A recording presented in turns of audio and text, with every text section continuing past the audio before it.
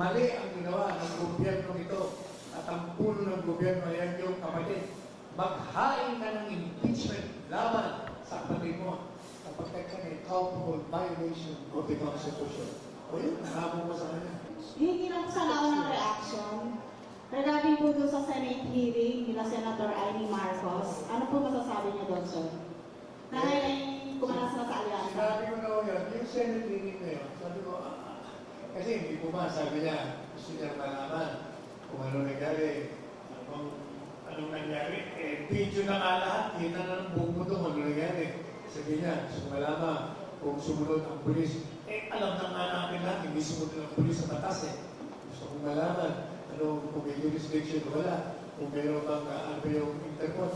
Lahat ng yun, alam na natin So, kaya sabi ko, hindi ba tinanong ako ng mga reporters sa isang forum? Kasi before nagkamisa ng Senate hearing, sabi niya, hindi na siya attend ng rally ng alyansa. O hindi ba sagot ko, balak kayo pala, buhay sa mundo, bulay-bulay lang mo. Kaya ano mo, ang problema sa babae namangka siya sa dalawang ilog, gusto niya kumuha ng boto sa Duterte, gusto niya rin kumuha ng boto sa Marcos. Binabanatan niya kapatid niya, pero nagkakandara pa siya na initaas ang kamay niya ng kapatid niya. Pagkatapos, nung nakita niya na nakakita naman siya ng oportunidad na pa pwede mahalin siya ng mga Duterte, eto na naman siya. Tapos, eto na. Di ba, yung kanyang kapatid, hindi siya binabanggit. Dalawa, 3 beses na yata sa rally. Kaya no choice ngayon siya. Kaya sabi niya, she voted me.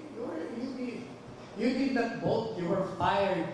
Tinanggap ka talaga ng alyansa. Kaya, tingnan nyo, ang survey niya, ang trajectory niya pabagsak. Kasi nga, ang tao, wala nang tiwala sa kanya. Nasira na ang credibility niya. Wala nang pagkitiwala. Kaya kahit anong gawin niya pa ngayon, well, sabi nga ng mga Kastila, merece, you deserve it.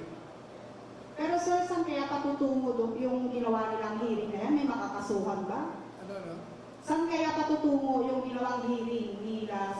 May makakasuhan po ba? Sa programa ko, sa SMNN, sabi ko sa kanya, publicly, pati sa TikTok, Senadora, kung gusto mo akong maniwala sa'yo, ang ginagawa mo, demanda mo.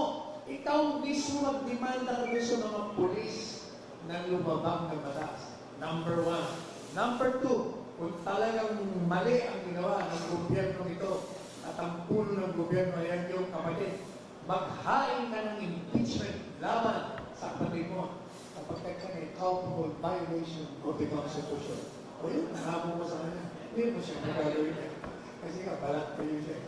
Thank you, sir.